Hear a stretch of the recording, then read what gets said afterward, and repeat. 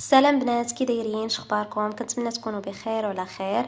اليوم جيتكم فيديو جديده، غادا نهضر لكم على اهم القطع الضروريه اللي خاص تكون عندكم في الخزانه، خاصه في الصيف، اللي تقدروا تبنيو منها بزاف ديال الاطلالات باقل جهد واقل تكلفه. والجميل ان الاقتراحات اللي غادا نقدمها لكم غادا تنفع المحجبات وغير المحجبات، يعني اي بنت تقدر تستافد.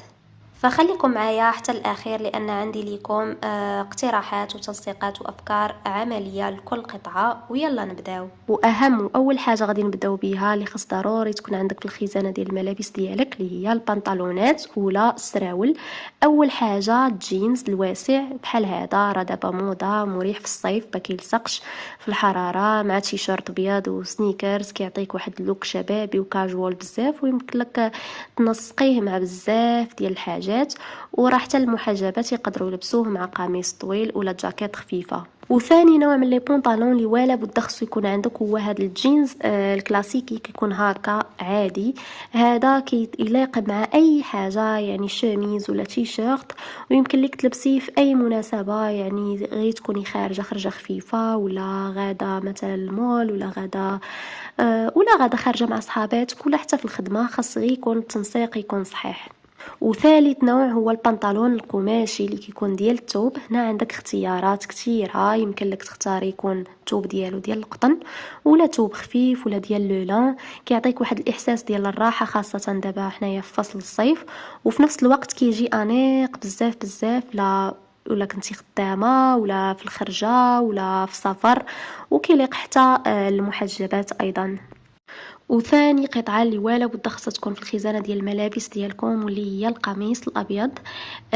انا القميص الابيض كنعتبره بحال هذاك الجوكر ديال الماريو، يعني ملي كتفتحيه ما كتعرفيش شنو تلبسي، كتبان لك هذيك لا شوميز. ساهل باش تنسقيها بالطريقه اللي بغيتي نتيا. يمكن لك تلبسيها مع جينز يكون واسع وسنيكرز كتجي هكا كاجوال. بغيتي تلبسيها بطريقه انيقه، يمكن لك تلبسيها مع نيت جينز ودي طالون، ولا مع جوب ديال الساتان. ساهل باش تنسقيها وكتجي زوينه مع لي زاكسيسوار بزاف. وثالث حاجه واللي هي لي تيشيرت، ضروري حاجه اساسيه خاص يكونوا عندك، خاصه بالالوان الابيض والاسود والبيج. زيدي عليهم حتى الالوان الصيفيه الا بغيتي، بحال شكل الاصفر الفاتح، الازرق السماوي، ولا الوردي. تيشيرتات كتبدل لك الاوتفيت كامل بلا مجهود، وتقدري تركبيهم مع اي حاجه، باغ اكزومبل مع جينز، مع جوب، ولا حتى شي شوميز. يمكن لك ديريها حتى مع شي شوميز مفتوحه هكا، كتجي التنسيق زوين. وحتى مع البنطلونات القماشيه حتى هي كيجي اللوك زوين وصيفي ومريح. ورابع قطعه او نقدروا نقولوا سيت اللي ضروري خاص يكونوا عندكم في الخزانه ديال الملابس ديالكم هما لي كومبينيزون، خاصه هذوك اللي كيكونوا ديال لولان ديال الكتان. كيجيو عمليين بزاف، كتقدر تلبسيهم بالنهار مع دي صوندال ولا سنيكرز، وفي الليل تقدر تلبسيهم مع دي طالون هكا، مع سبات ديال الطالون، ومع شي سويك هكا يكون انيق. وخامس حاجه واللي ضروري خاص تكون عندكم، ضروري بما اننا حنايا بنات، يعني كتزيدنا واحد الانوثه في شكل، اللي هي دريس الفساتين. وكاينين عندكم زوج الاختيارات، يا اما تكون عندكم كسيوه ولا فستان يكون طويل، كيكون مثالي للمحجبات وحتى غير المحجبات، كيعطيك واحد الراحه واناقه في شكل. او لا الفستان اللي كيكون ميدي ولا كيكون اقل طول، يعني ماشي قصير وماشي طويل، كيكون عملي في النهار، وتقدري تزينيه باكسسوارات باش يبان رسمي في الليل.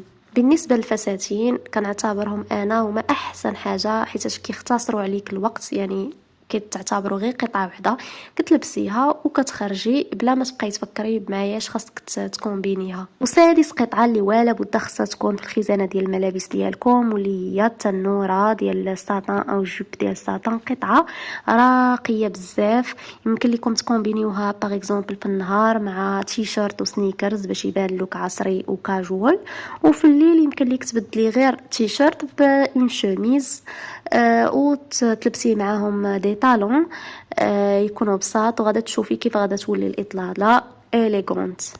وسابع حاجه اللي خاص ضروري تكون عندكم هي لي شوميز، القمصان الصيفيه الخفيفه اللي كتكون مصنوعه من الكتان ولا القطن، مهمين بزاف.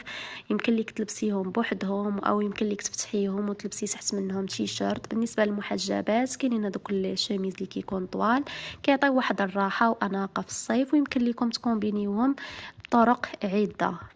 وثامن قطعه واللي كتعطي واحد اللمسه اضافيه زوينه بزاف الا عرفتي تختاريها، واللي هي لي صاك اولا الحقائب. ما تحتاجيش بزاف، كاساسيات فقط 3، يعني يكون عندك صاك بلو نوار، واحد اخر بلو مارون ولا كراميل، واحد اخر بالاوف وايت ولا بلو بيج فقط.